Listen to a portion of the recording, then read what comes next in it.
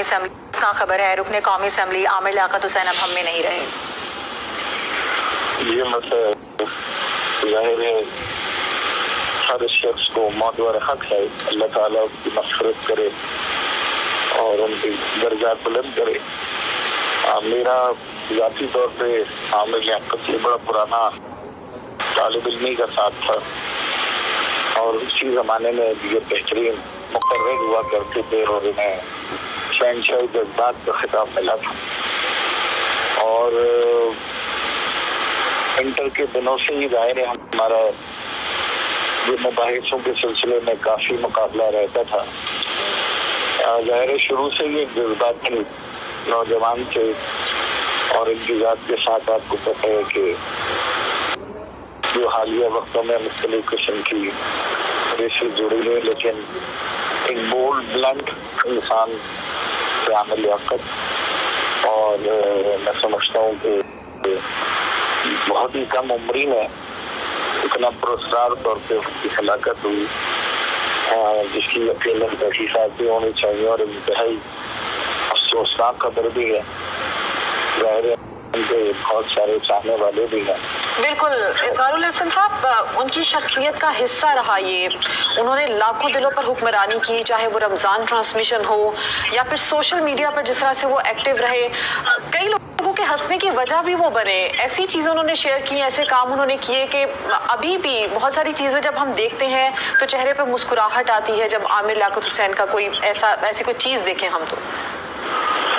बेशक हर इंसान का एक रोशन पहलू तो होता ही है और हमें बहैसियत इंसानी इंसान के दूसरे में रोशन पहलू ही तलाश करना चाहिए, वरना नई पेप्सी अब और भी ज्यादा स्ट्रॉन्ग, तो व्हाई नॉट मेरी जान। आप एक दूसरे के तारीख पहलू देखें तो पूरी दुनिया ही तारीखी का शिकार हो गए। तो उनके साथ यकीनन ऐसे बड़े खुशगवार लम्हात भी उनके शायकीन उनके मद्दा और टेलीविजन स्क्रीन पर रहे हैं और वो खुद भी मेरा ख्याल जानबूझकर अपने शायकीन में, देखने वालों में या सोशल मीडिया पे वो मंजूर नज़र इसी तरह रहा करते थे। लेकिन बहरहाल क्योंकि बहुत ही अफसोसनाक और बहुत ही कम उम्र, मेरा ख्याल 49 बरस की उम्र में उनका इंतकाल हुआ है। बस यही दुआ करते हैं कि उनके चाहने वाले अहले खाना सबको अल्लाह ताला सब्र दे और उनके दर्जात बुलंद करे। ख्वाजा इज़हारुल हसन साहब, मुझे याद है कि जब सेनेट इलेक्शन हो रहे थे तो उसकी ट्रांसमिशन हम कर रहे थे, आमिर लियाकत हुसैन हमारे साथ बैठे थे और उस ट्रांसमिशन का हिस्सा आप भी थे। उन्होंने तनकीद भी की तो बड़े हल्के फुल्के अंदाज में की, बहुत फ्रेंडली ट्रांसमिशन वो चल रही थी। तो जब वो कभी किसी पर तनकीद भी करते थे तो ये मार्जिन रखते थे कि किसी की दिल आजारी ना हो जाए इससे। अब जाहिर है कि एक बेहतरीन मुकर्रर होने की हैसियत से ये फन तो उन्हें बखूबी आता था कि वो अल्फाजों के चुनाव और अल्फाजों के इंतखाब में बहरहाल एक कमाल हासिल था उन्हें। और मैंने आपको जैसे अर्ज किया कि दौरे तालिब इल्मी में उन्हें शहंशाह जज्बात कहा जाता है और अल्फाजों का बहुत बड़ा ज़ख़ीरा और बहुत ही रब्त के साथ और बहुत ही हैरानी के साथ आमिर लियाकत हुसैन की शख्सियत से उसकी शख्सियत के बगैर पहचान समझते थे वो जरूर रही है।